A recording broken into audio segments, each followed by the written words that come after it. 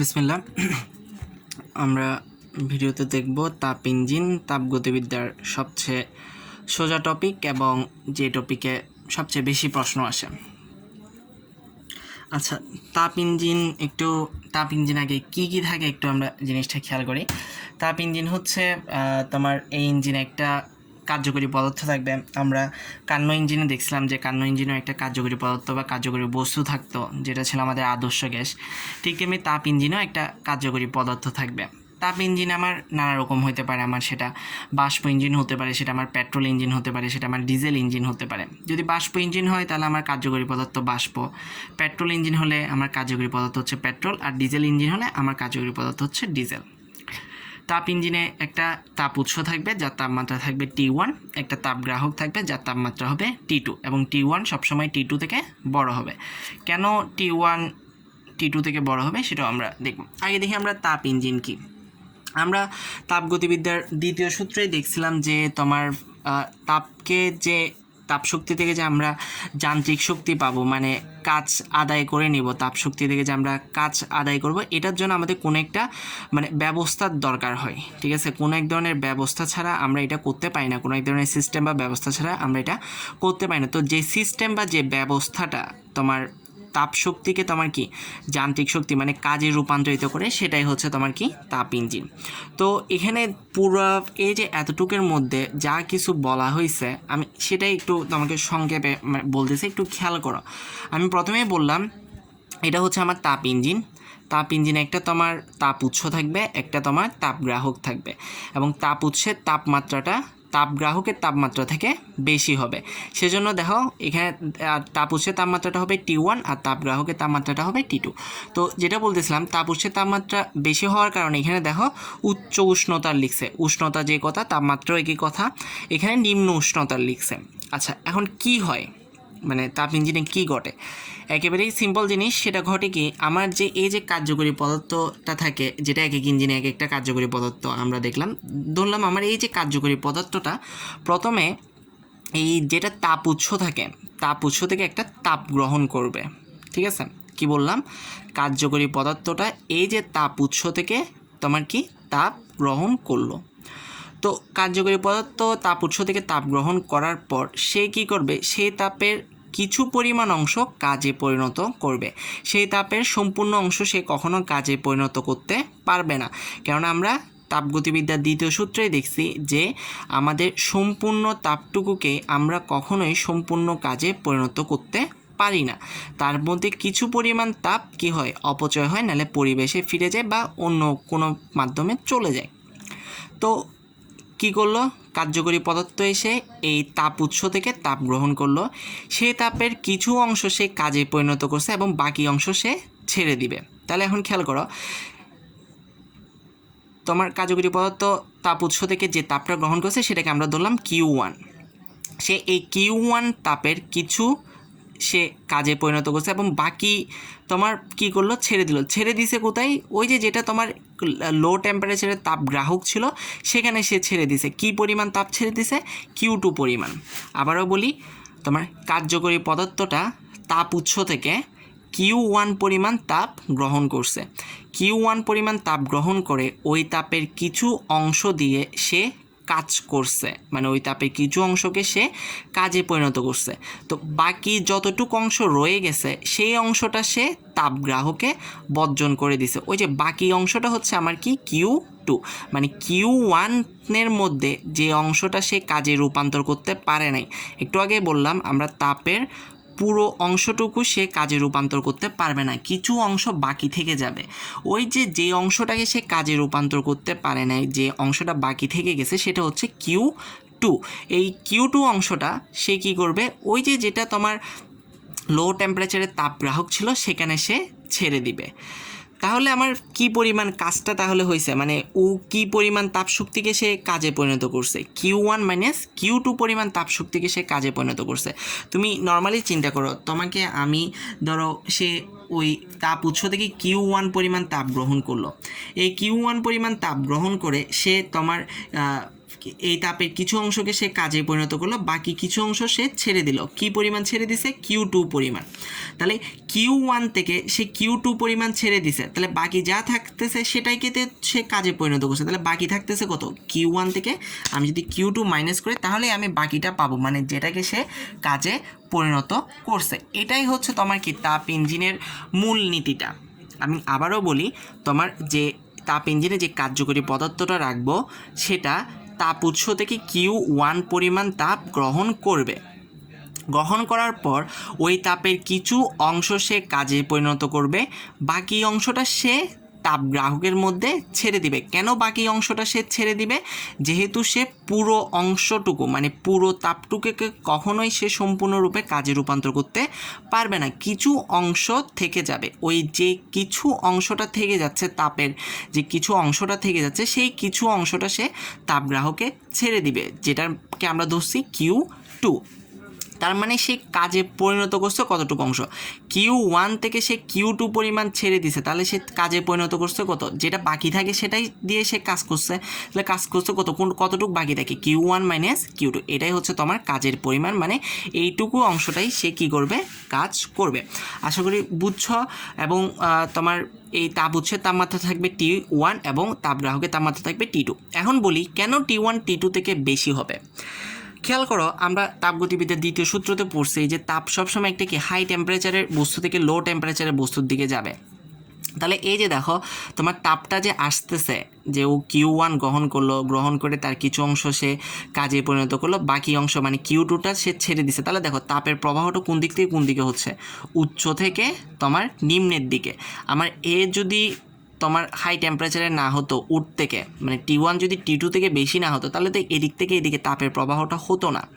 কেননা আমরা জানি কখনো হাই টেম্পারেচার থেকে লো টেম্পারেচার দিকে তাপের প্রবাহটা হয় না যদি না বাইরে থেকে কোনো শক্তি প্রয়োগ করা না হয়। তো এই যার কারণে তোমার তাপ উৎসের তাপমাত্রাটা মানে T1 পরিমাণটা তোমার কী হতে হবে? বেশি হতে হবে। আশা করি বুঝছো। তাপ উৎস থেকে Q1 পরিমাণ তাপ গ্রহণ করে তার ওই তাপের কিছুটা দিয়ে সে কাজ করে, বাকি অংশ মানে Q2টা সে তাপগ্রাহকে ছেড়ে দেয়। অর্থাৎ সে কাজে পরিণত করছে কতটুকু? Q1 minus Q2। এই অংশটাই সে কী করছে? কাজে পরিণত করছে। অর্থাৎ কাজের পরিমাণ সমান কত? Q1 minus Q2। তাহলে এখন আমরা একটা ইঞ্জিন কত দক্ষ সেটা বুঝবো যে সে যে এই যে তাপ উৎস থেকে Q1 পরিমাণ গ্রহণ করতেছে, সেই Q1 কতটুক অংশ সে কাজে পরিণত করতে পারতেছে সেটার উপরে আমরা একটা ইঞ্জিনের দক্ষতা নির্ণয় করি। মানে একটা ইঞ্জিন যত বেশি এই Q1 পরিমাণ তাপের যত বেশি সে কাজে পরিণত করতে পারে, সেই ইঞ্জিনকে আমরা তত বেশি দক্ষ বলি। তো আশা করি বুঝছেন বিষয়টা। আর দক্ষতা হচ্ছে যে যন্ত্র দ্বারা দক্ষতা হচ্ছে কোনো তাপ ইঞ্জিন দ্বারা কাজে রূপান্তরিত তাপশক্তির পরিমাণ ইঞ্জিন দ্বারা শোষিত তাপশক্তি পরিমাণের অনুপাতকে ইঞ্জিনের দক্ষতা বলে। দক্ষতা ইজ ইকুয়াল টু কি লিখছে দেখো, এটা ইজ ইকুয়াল টু লিখছে, এটাকে আমরা এটা বলি, এটা ইজ ইকুয়াল টু লিখছে ইঞ্জিন যে মানে যে পরিমাণ তাপশক্তিকে কাজে রূপান্তর করছে এবং ইঞ্জিন যে পরিমাণ তাপশক্তি শোষণ করছে। ইঞ্জিন মানে তোমার ওই যে ইঞ্জিনের মধ্যে যে কার্যকরী পদার্থটা থাকে সেটা, ঠিক আছে? যেসব কাজ করতেছে সেটা কিন্তু ওই কার্যকরী পদার্থই কিন্তু কাজটা করতেছে। তাহলে কার্যকরী পদার্থটা তোমার কি পরিমাণ তাপশক্তি সে কার্যকরী পদার্থটা সে কী পরিমাণ কাজশক্তি সে তাপের মধ্যে রূপান্তর করছিল সেটা একটু আগে আমরা দেখছিলাম। সে তাপের মধ্যে রূপান্তর করতে পারছিল Q1 মাইনাস Q2 পরিমাণ তাপশক্তি সে তাপের মধ্যে কী করতে পারছিল? রূপান্তর করতে পারছিল। কিন্তু সে শোষণ করছিল মানে গ্রহণ করছিল কতটুকু? Q1 পরিমাণ শোষণ করছে বা গ্রহণ করছে, কিন্তু কাজে পরিণত করছে কী পরিমাণ? Q1 মাইনাস Q2 পরিমাণ। তো সেটাই এখানে লিখছি দেখো, সে কাজে রূপান্তরিত করছে কতটুকু? Q1 মাইনাস Q2, আর সে শোষণ করছে কতটুকু? Q1। তো এটাই হচ্ছে আমার ইটার মানটা। তো এই ইটার মানটাকে আমরা বিভিন্নভাবে প্রকাশ করতে পারি। একটা হচ্ছে তোমার কি ইটা ইজ ইকুয়াল টু আমার কি Q1 মাইনাস 2 বাই Q1। আবার Q1 মাইনাস Q2 জায়গায় আমি কি বসাতে পারি? W বসাতে পারি। একটু আগে আমরা দেখছি ওই যে পরিমাণ কাজে রূপান্তর করতেছে সেটাই কিন্তু তোমার কি Q1 মাইনাস এই যে Q2। তো আমরা Q1 মাইনাস Q2 জায়গায় তো আমরা চাইলে কাজ মানে W মানে ওয়ার্ক সেটা বসাই দিতে পারি। আমি সেটাই বসাইছি। আবার এখানে খেয়াল করো, আমরা এভাবে ভাগ আকারে থাকলে উপরে দুইটা বিয়োগ নিচে একটা ভাগ এভাবে থাকলে আমরা এটাকে এভাবে লিখতে পারি Q1 বাই Q1, এত মশা কেন, Q1 by Q1 minus Q2 by Q1, আর Q1 by Q1 1 minus Q2 by Q1। Okay, তো আমরা তোমার যে যান্ত্রিক মানে কোনো একটি ইঞ্জিনের কর্মদক্ষতা আমরা চাইলে এভাবে হিসাব করতে পারি Q1 - Q2/Q1 W/Q1, অথবা 1 - Q2/Q1, এভাবেও আমরা হিসাব করতে পারি। এখানে W হচ্ছে কি যে পরিমাণ কাজ করছে সেটা, আর Q1 হচ্ছে কোনটা, ওই যে তাপ উৎস থেকে যে তাপশক্তিটা সে শোষণ করছিল বা গ্রহণ করছিল সেটা। আর Q2 কোনটা, Q2 হচ্ছে যে পরিমাণ তাপশক্তি সে মানে Q1 শোষণ করে বাকি যে তাপশক্তিটুকু মানে কাজে পরিণত করার পর যে তাপশক্তিটুকু থেকে গেছিলো, মানে যে তাপশক্তিটুকু সে তাপগ্রাহকের মধ্যে বর্জন করছিল, ওইটাই হচ্ছে আমার Q2। তাহলে Q1 কোনটা, যেটা সে তাপ উৎস থেকে শোষণ করছে বা গ্রহণ করছে, আর Q2 কোনটা, যেটা সে তাপগ্রাহকে বর্জন করছে বা ছেড়ে দিছে। আবার এই সূত্রটাকে Q1 এর জায়গায় T1 এবং Q2 এর জায়গায় T2 বসায়ও বের করতে পারি, T1 - T2/T1, অথবা এই যে এখানে Q2 এর জায়গায় T2, Q1 এর জায়গায় T1।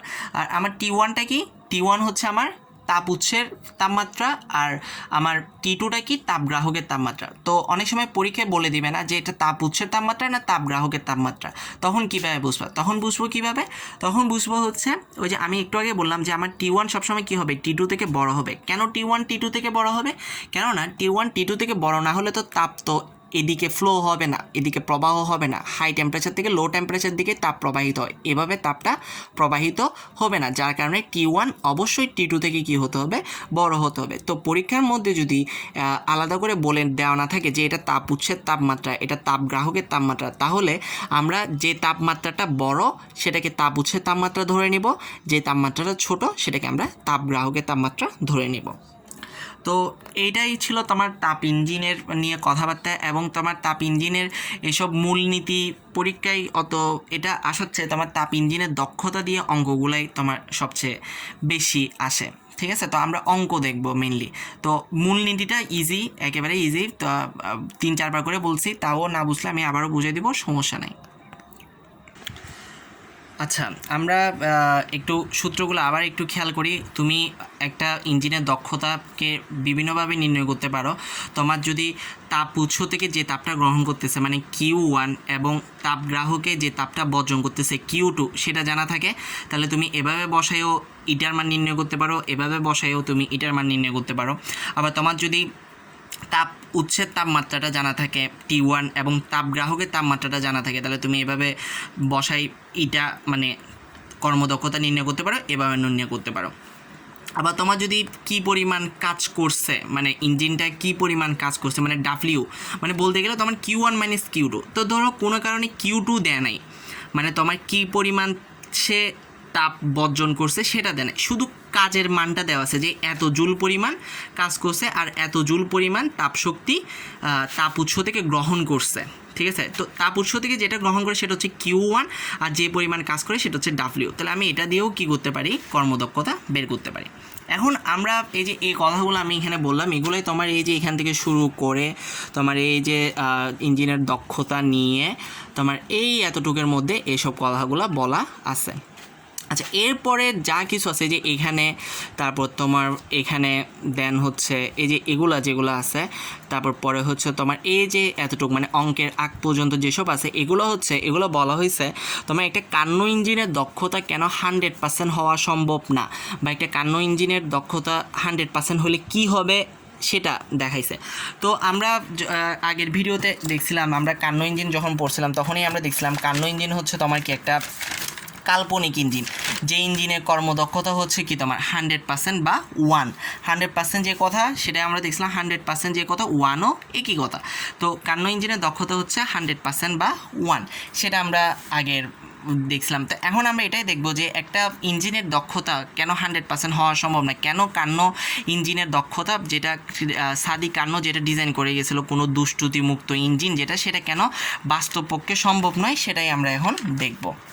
আচ্ছা, আরেকটা কথা সেটা হচ্ছে তুমি তো এভাবে ইটার মান বের করছো, ভালো কথা, ইটার মান এভাবে বের করার পর কিন্তু তোমার পার্সেন্টেজে আসবে না। তো আমরা জানি পার্সেন্টেজে আনার জন্য আমাদের কী করতে হয়, 100 দিয়ে গুণ করতে হয়। তো ইটার মানটাকে এভাবে বের করে তোমরা যদি 100 দিয়ে গুণ করো তাহলেই তোমরা পার্সেন্টেজটা পেয়ে যাবা। এখন আমরা দেখি কান্নো ইঞ্জিনের দক্ষতা কেন 1 বা 100% হওয়া সেটা সম্ভব নয়, সেটা একটু দেখি। আমরা প্রথমে এটা দিয়ে দেখি, আমরা জানি ইটা ইজ ইকুয়াল টু কত, T1 minus T2 by T1। তো এখন আমার যদি কার্নো ইঞ্জিনের দক্ষতা যদি 100% হতে হয় মানে 1 হতে হয়, তাহলে আমার T1 minus T2 divided by T1 is equal to 1 হতে হবে। তো একটা জিনিস খেয়াল করো, T1 minus T2 divided by T1 is equal to 1 কখন হবে? যদি তোমার T2 ইজ ইকুয়াল টু কী হয়, 0 হয়। T2 ইজ ইকুয়াল টু 0 হলেই তুমি কি লিখতে পারো, T2 জায়গায় 0 বসে দিয়ে T1 মাইনাস 0 বাই T1, তারপর T1 বাই T1। আমি এখানে 0 কেন লিখলাম, এখানে এটা 1 হবে। তারপর এটা হবে তোমার T1 by T1 is equal to 1। মানে তোমার T2র মানটা যদি তোমার কি হয় 0 কেলভিন হয়, তাহলে তোমার কার্নো ইঞ্জিনের দক্ষতাটা কত আসবে, 1 বা 100% আসবে। তুমি 1কে এখন 100 দিয়ে গুণ করো, তাহলে তোমার কি হচ্ছে 100% চলে আসতেছে। কিন্তু তোমার কোনো জিনিসের তাপমাত্রা কখনো 0 কেলভিন হওয়া বাস্তব পক্ষে সম্ভব নয়। কখনো কোনো জিনিসের তাপমাত্রা তোমার 0 কেলভিনে আনতে পারবে না। কেন 0 কেলভিনে আনতে পারবে না, সেটার একটা ব্যাখ্যা আছে বয়েলের তোমার বয়েল বা চার্লস কোন একটা, এই দুইটা একটা সূত্র দিয়ে সেটা একটা সুন্দর ব্যাখ্যা আছে। পরবর্তীতে কখন আমি দেখাই দেবো যে কোনো জিনিসের তাপমাত্রা কেন 0 কেলভিন হওয়া সম্ভব না। তো এই কারণে তোমার কি কার্নো ইঞ্জিনের দক্ষতা তোমার কি 100% হওয়া সম্ভব না, কেননা কোনো বস্তুর তাপমাত্রা কখনো 0 কেলভিন হয় না। তো কার্নো ইঞ্জিনের দক্ষতা যদি তোমার 1 বা 100% হতে হয়, তোমাকে T2র মান কত হতে হচ্ছে, 0 হতে হচ্ছে। কারণ তুমি এটা T1 T2 দিয়ে ব্যাখ্যা করতে পারো, আবার Q1 Q2 দিয়েও ব্যাখ্যা করতে পারো। তাহলে খেয়াল করো, তোমার T1 T2 দিয়ে ব্যাখ্যা করতে হলে কার্নো ইঞ্জিনের দক্ষতা যদি 1 হতে হয়, তাহলে তোমার T2র মানটা কত হতে হচ্ছে, 0 হতে হচ্ছে। তো সিমিলারলি তোমার এখানে Q2র মানটাও কত হতে হবে, 0 হতে হবে। কিন্তু Q2র মান কখনো 0 হওয়া সম্ভব নয়। কেন সম্ভব নয় খেয়াল করো, Q2র মানকে যদি তোমার 0 হতে হয়, খেয়াল করো এই যে মানে তোমার ইঞ্জিনের দক্ষতা যদি 100% করতে হয়, তোমার Q2র মানটা হতে হবে কত, 0।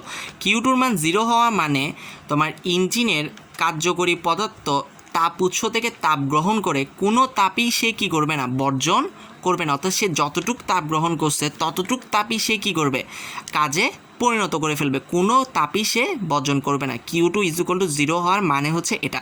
কিন্তু এটাই তোমার পুরোটাই কী হয়ে যায়, তাপগতিবিদ্যার দ্বিতীয় সূত্রের বিপরীতে হয়ে যায়। আমরা তাপগতিবিদ্যার দ্বিতীয় সূত্রে বলছি যে কখনোই তাপশক্তির পুরোটুকুই কখনোই কাজে পরিণত করা সম্ভব নয়। তো এভাবেও আমরা বলতে পারি কি যে তোমার কার্নো ইঞ্জিনের দক্ষতা তোমার কি হতে পারে না, 100% হতে পারে না। তুমি তাপ উৎস এবং তাপগ্রাহকের তাপমাত্রা দিয়েও বুঝাইতে পারো, জিনিসটা ব্যাখ্যা করতে পারো T1 T2 দিয়ে। T2 is equal two 0 kelvin হওয়া সম্ভব না।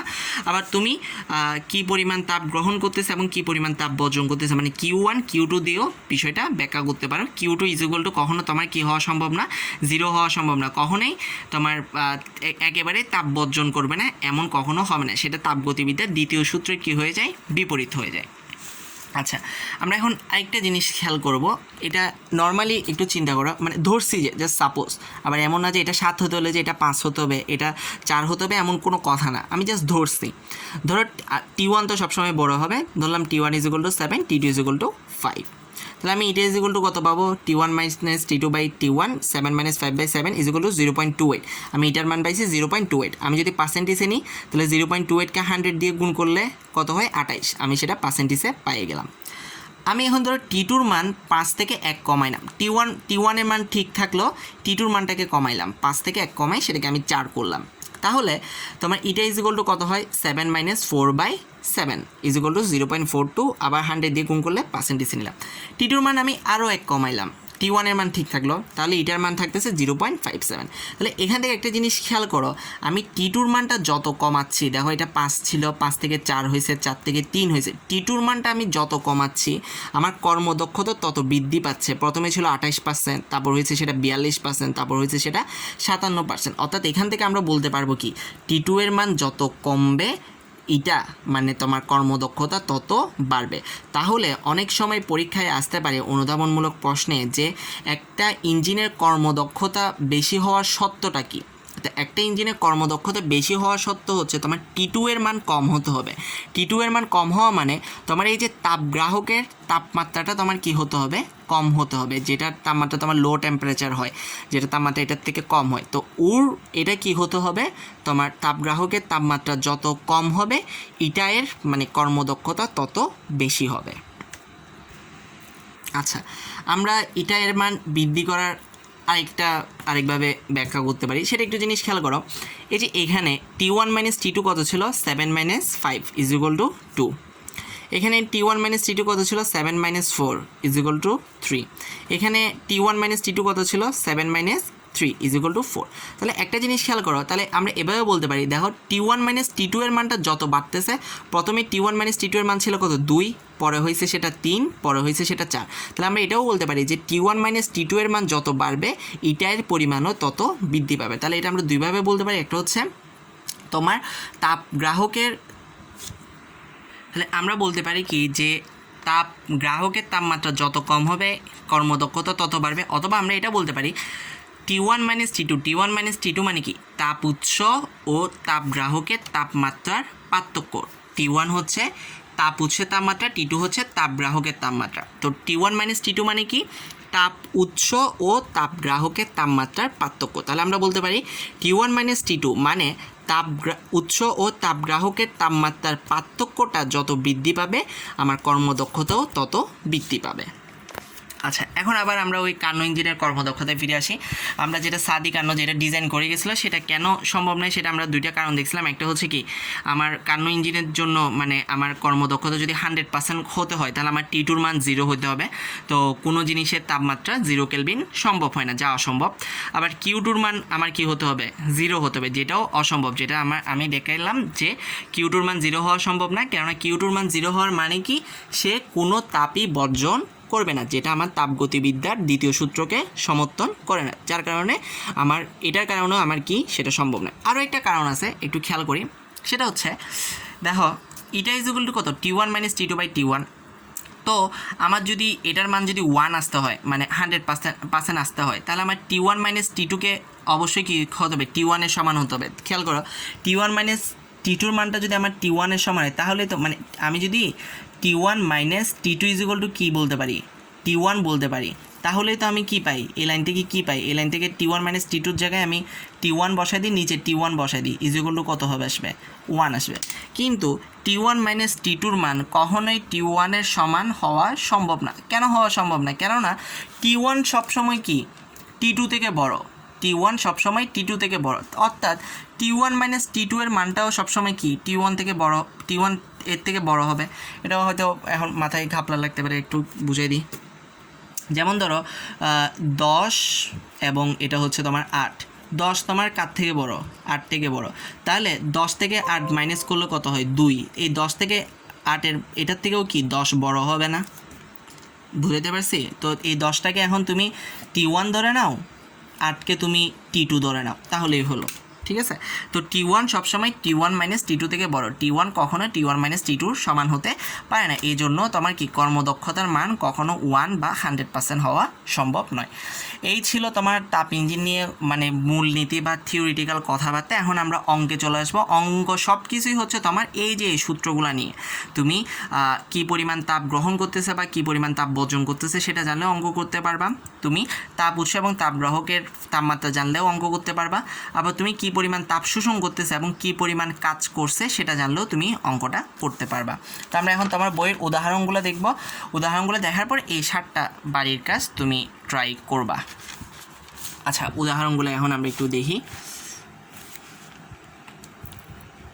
প্রথম উদাহরণটা দেখো কি বলা আছে, একটি তাপীয় ইঞ্জিনের কার্যকর বস্তু প্রতিবার উৎস থেকে যে পরিমাণ তাপ গ্রহণ করে কাজ সম্পন্ন করার পর তার 70% তাপ বর্জন করে ইঞ্জিনটির কর্মদক্ষতা নির্ণয়। আচ্ছা, আরেকটা কথা সেটা হচ্ছে একটা তাপী ইঞ্জিনের কর্মদক্ষতা মানে বাস্তব ক্ষেত্রে কিন্তু একটা তাপী ইঞ্জিনের কর্মদক্ষতা 30 থেকে 40%-এর বেশি হয় না। এটা কোথায় জানি এখানে বলা আছে, এই যে এখানে বলা আছে সাধারণত একটি তাপ ইঞ্জিনের দক্ষতা 30%। সাধারণত তোমার তাপ ইঞ্জিনের দক্ষতা 30 থেকে 40%-এর বেশি হয় না, যদিও আমরা অঙ্কের মধ্যে 70%, 80% অনেক রকম পার্সেন্টেজই বলা হয়, কিন্তু এত বেশি পার্সেন্ট কখনো কর্মদক্ষতা তাপ ইঞ্জিনের হয় না। আচ্ছা, যাই হোক, আমরা যে পরিমাণ তাপটা গ্রহণ করছে সেটাকে ধরে নিলাম Q1। কী পরিমাণ তাপ বর্জন করছে, যে পরিমাণ তাপ গ্রহণ করছে তার 70%, তাহলে কী হবে Q2 = Q1 এর 70%, মানে এই যেটা Q2 = তাহলে কত, Q2 = হচ্ছে Q1 এর 70%, তার মানে কত Q1 এর 17/100, অর্থাৎ আমরা করলে কত লিখতে পারি 17/100 মানে কত 17/100 Q1, 17/100 মানে কত 0.7 Q1, অর্থাৎ আমরা বলতে পারি Q2 = আমার কত 0.7 Q1। তো এটাই এখানে করা হয়েছে যে Q2 = 0.7 Q1।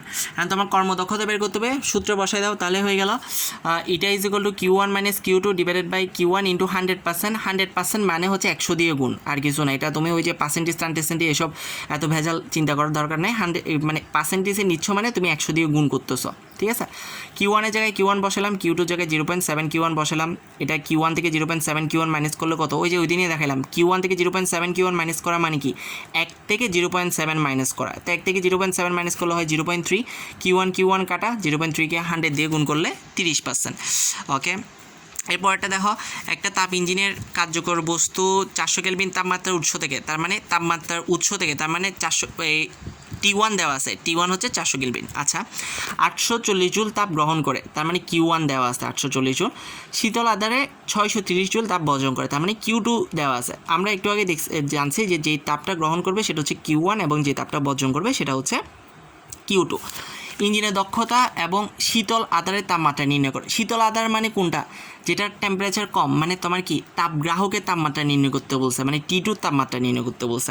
তো প্রথমে যেহেতু আমার Q1 এবং Q2 জানা আছে, তা আমি Q1 এবং Q2 বসাই আমি ইটার মানটা নির্ণয় করে ফেললাম। তাহলে এরপরটা ইজি, তুমি ইটা তো পাই গেলা, তুমি T1 জানো, তাহলে তুমি T2 ওই যে T1 এর সূত্র দিয়ে তুমি বের করে ফেলতে পারবা। দেখো এই যে ইটা = 1 - T2/T1। তো তুমি T1 জানো, তুমি ইটা জানো, তো তুমি T2 মান বের করে ফেলো। আর এটা ভালো কথা, ইটার মান কিন্তু 25%। তো এখানে আবার অঙ্কের মধ্যে 25 বসাই দিও না। 25% মানে হচ্ছে 25/100, মানে হচ্ছে 0.25। খেয়াল রাখিও বিষয়টা, ইটার মান কিন্তু 25%। এই যে দেখো, ইটার মান তোমার আসছে কি মানে 0.25 আসছে, সেটাকে তুমি কি 100 দিয়ে গুণ করে তুমি কিসে নিছো, যে পার্সেন্টেজে নিছো, যে ইটার মানটা কিন্তু 0.25। তো এখানে ইটা = 25% আসছে দেখে আমরা বেশিরভাগে যে ভুলটা করে, এখানে ইটার জায়গায় কত বসাই দেয়, 25 বসাই দেয়। কিন্তু ওই যে সাথে যে একটা পার্সেন্টেজ আছে, পার্সেন্টেজ থাকলে যে তোমার পার্সেন্ট থেকে যে তোমার ভগ্নাংশে নিতে গেলে, মানে পূর্ণ সংখ্যা নিতে গেলে যে 100 দিয়ে ভাগ করতে হয়, সেটা আর মাথায় থাকে না।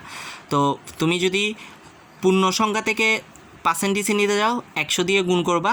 পার্সেন্টেজ থেকে তুমি যদি পূর্ণ সংখ্যায় আসতে যাও, তাহলে 100 দিয়ে ভাগ করবা। সিম্পল বিষয়। পার্সেন্টেজে নিতে গেলে 100 দিয়ে গুণ, পার্সেন্টেজ থেকে পূর্ণ সংখ্যায় আসতে গেলে 100 দিয়ে ভাগ। তো এটার মান তো পার্সেন্টেজে ছিল 25%।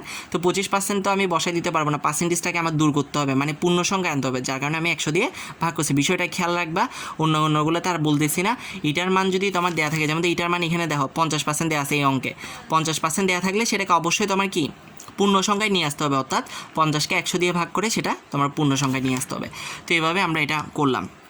সেকেন্ডটা কি বলা আছে দেখো, যে একটা ইঞ্জিন যখন 27 ডিগ্রি সেলসিয়াস তাপমাত্রায় তাপগ্রাহকে থাকে, তার মানে তাপগ্রাহকের তাপমাত্রা দিয়ে দিছে 27 ডিগ্রি সেলসিয়াস, অর্থাৎ তাপগ্রাহকের তাপমাত্রা দিছে মানে কি T1 না T2? অবশ্যই T2। তো T2 দিছে, এর কর্মদক্ষতা হচ্ছে 50%। গুড। একে যদি 60% দক্ষ করতে হয়, তাহলে উৎসের তাপমাত্রা কত বাড়াতে হবে?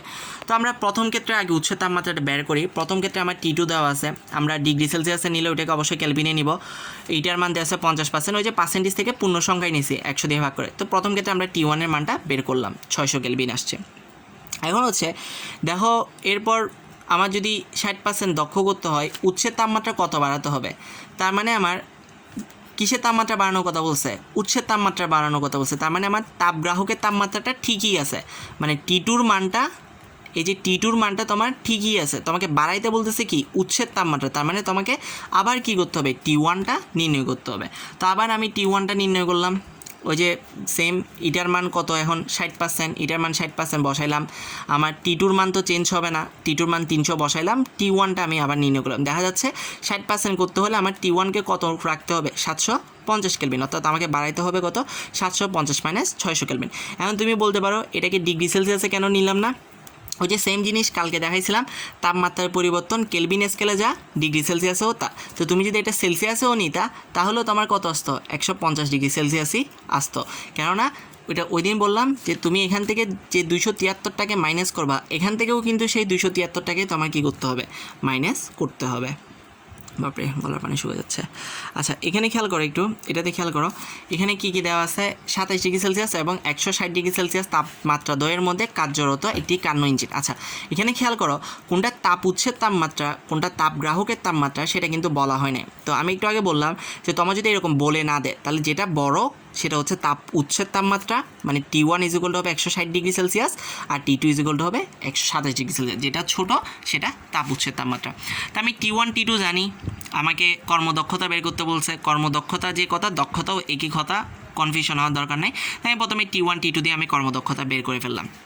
এখন বলতেছে কি ইঞ্জিনটি কতটুকু তাপশক্তিকে কাজে রূপান্তরিত করতে পারবে, মানে সে কী পরিমাণ কাজ করতে পারবে। ওই যে আমার ডাব্লিউর মানটা বের করতে বলছে। তো ডাব্লিউ ইজিকলটা আমরা জানি কি ইটা ইন্টু Q1 মানে কি যে পরিমাণ তাপশক্তি সে শোষণ করছে বা যে পরিমাণ তাপশক্তি সে গ্রহণ করছে বা যে পরিমাণ তাপশক্তি তাকে সাপ্লাই দেওয়া হয়েছে, ঠিক আছে। তো আমাকে তো দেওয়াই আছে কি পরিমাণ তাপশক্তি তাকে সাপ্লাই দেওয়া হয়েছে 8.4 ইন্টু 10⁴ জুল। তাহলে 8.4 ইন্টু 10⁴ জুলের সাথে আমি ওই যে ইটাকে গুণ করলে আমি কি পেয়ে যাব, আমার কি পরিমাণ কাজ করছে, মানে কি পরিমাণ তাপশক্তিকে সে কাজে রূপান্তরিত করছে সেটা আমি পেয়ে যাব।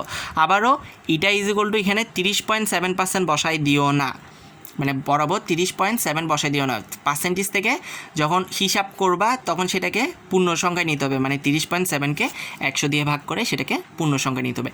এই 4টা অঙ্ক যেভাবে দেওয়া আছে ঠিক হুবহু আমি যে 7টা অঙ্ক দিলাম ওগুলোও ঠিক সেম ওই যে 4টা উদাহরণের মতোই। তো এগুলো ট্রাই করবা, সবগুলো হচ্ছে এই সূত্রগুলো দিয়ে, ঠিক আছে।